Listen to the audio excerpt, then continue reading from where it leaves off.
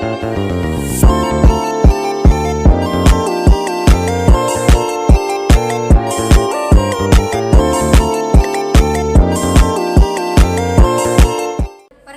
nama saya Sri Dewi Ningsi selaku konselor. Perkenalkan, nama saya Satriani Almaida selaku konseling. Di sini Satriani seorang siswa kelas 11 OTP 1 yang mengalami permasalahan kurang percaya diri ketika tampil di depan kelas. Satriani selalu merasa gemetar dan gugup ketika ia berbicara di kelas karena bingung bagaimana cara mengatasi permasalahan yang ia hadapi. Maka Satriani datang kepada konselor untuk membantu menyelesaikan masalahnya.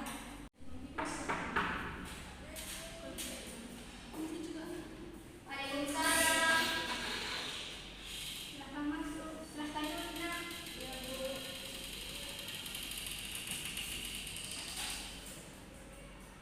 Wah, Ibu, saya sangat senang sekali bertemu dengan Satriani. Bagaimana kabar Satriani hari ini?